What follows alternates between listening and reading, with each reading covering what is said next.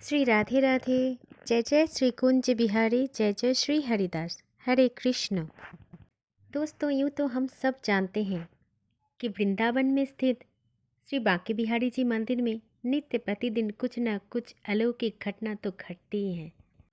प्रतिदिन ही किसी न किसी के साथ बिहारी जी लीला करते रहते हैं। बिहारी जी पता नहीं किन किन के साथ अपने लीलाएं कर चुके हैं। धन्य है वो व्यक्ति जिनके साथ बिहारी जी लीलाएं कर चुके हैं। दोस्तों, आज की जो कहानी है वो लगभग 400 से 450 साल की पुरानी है। मन में उनके लिए प्रेम अगर सच्चे हो तो महाराज किसी के साथ भी चल देंगे। चलिए दोस्तों, सुनते हैं आज की मनमोहक सा कहानी। आप बोल सकते हैं सच्ची घटना जो बिहारी जी मंदिर में होते रहते हैं।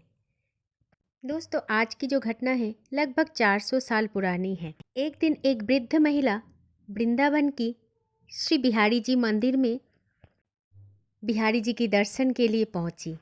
दोस्तों, ये वृद्धा जो थी ये श्री जी का और ठाकुर जी का अनन्य भक्त थी। इस वृद्धा की कोई संतान आदि नहीं थी और ना ही इनके ऐसा कोई था कि इनका कोई खास ख्याल रख सके। वो वृद्धा माता अकेली थी और वो अकेले रहते रहते अक्सर एक बात सोचती थी कि अपनी संपत्ति और जमीन जायदाद वो किनके नाम करके जाएंगे। ऐसी एक महत्वपूर्ण और गहरी चिंता के साथ एक दिन वो वृद्धा वृंदावन पहुंची और बांके बिहारी जी के मंदिर में चली गई। वृद्ध माता को मंदिर के पावन वातावरण में उनके मन भजन कीर्तन में रम गया। वो वृद्ध माता एकटक बांके बिहारी जी के मनमोहक सुंदर रूप में खोकर उनकी रूप को निहारने लगने लगी। दोस्तों, ठाकुर जी तो है ही ऐसे।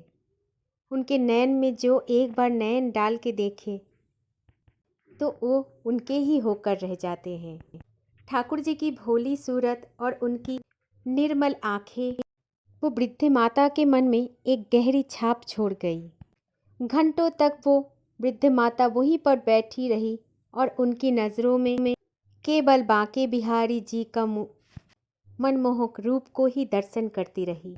ऐसे ही देखते देखते वो वृद्ध माता के मन में एक अद्भुत विचार आया कि क्यों ना मैं बिहारी जी को ही अपना पुत्र मान लूं। सब कहते हैं ठाकुर जी से मिलो तो कुछ ना कुछ संबंध बनाओ। क्यों ना मैं बिहारी जी को अपना पुत्र के रूप में स्वीकार कर लूं। क्यों ना बिहारी जी को अपना पुत्र के संबंध में जोड़ लूं और अपनी जो भी कुछ है सब कुछ बिहारी जी के चरणों में अर्पण कर दूं। अपनी सारी संपत्ति उनके नाम कर दूं। ऐसे ही विचार के साथ वो वृद्ध माता के चेहरे पर एक मधुर मुस्कान आई। उसने अपनी ये सब कुछ भावनाओं को ठाकुर जी के समक्ष व्यक्त किया और दोनों हाथों को जोड़कर ठाकुर जी से कहा, हे ठाकुर जी, आप तो जानते हो कि मेरे इस दुनिया में कोई भी नहीं है, इसीलिए आज से मैं आपको ही अपना पुत्र मानकर चलूँगी। आप ही मेरे पुत्र हो और मैं अभी इसी समय से अपने सारी संपत्ति आप ही के नाम कर देती हूँ ठाकुर जी।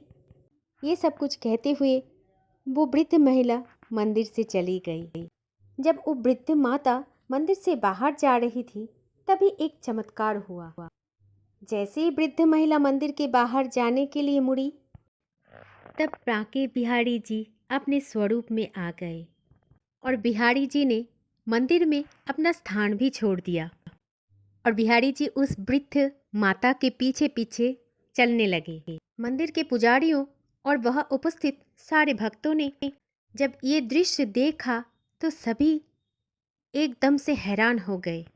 पहली बार किसी ने देखा कि ठाकुर जी अपने स्वरूप में आकर किसी भक्त के पीछे पीछे चल दिए। भगवान की ये सब कुछ लीलाएं देखकर गोस्वामी जी हैरान हो गए। तब गोस्वामी जी तुरंत वो वृद्ध माता के पास चले गए।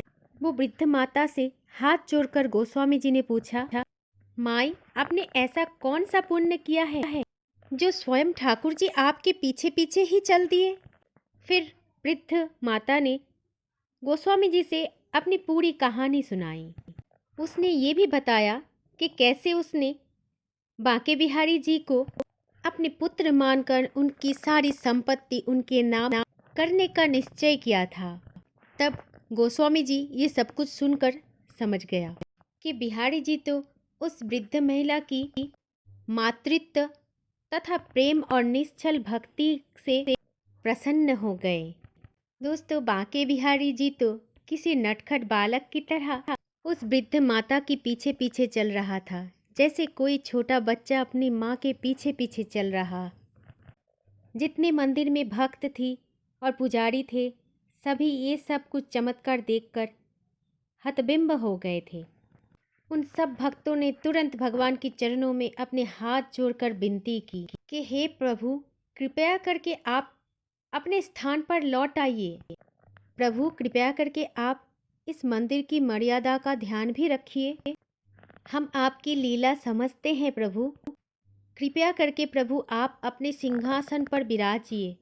लेकिन दोस्तों, ऐसा प्रतीत हो रहा था कि बिहारी जी वो वृद्ध माता के साथ जाने का हठ कर लिया।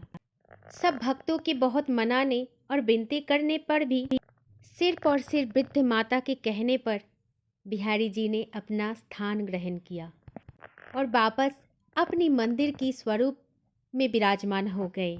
इस चमत्कारी घटना में सभी भक्तों और सभी पुजारियों को ये एहसास कराया कि भगवान को किसी वस्तु की आवश्यकता नहीं है। वो केवल भाव के भूखे होते हैं, केवल प्रेम के भूखे होते हैं। दोस्तों, ऐसे अनेक बार ऐसी घटना बिहारी जी मंदिर में घटा है, जब बिहारी जी किसी के साथ भी चल जाते हैं। जिनके मन की प्रेम भक्ति भाव में वो रीझ जाते हैं, वो उनके साथ ही चले जाते हैं। बिहारी जी के नटखटपन देखते हुए समस्त पुजारी तथा गोस्वामी जी ने एक विशेष प्रथा चालू किया बिहारी जी मंदिर में, क्योंकि गोस्वामी सब जानने लगे कि बिहारी जी तो किसी की भक्ति पर ही रीझ जाते हैं और उनके साथ ही चले जाते हैं। अब से मंदिर में हर 2 से 3 मिनट के बाद श्री बांके बिहारी जी के सामने पर्दा डाला जाता है।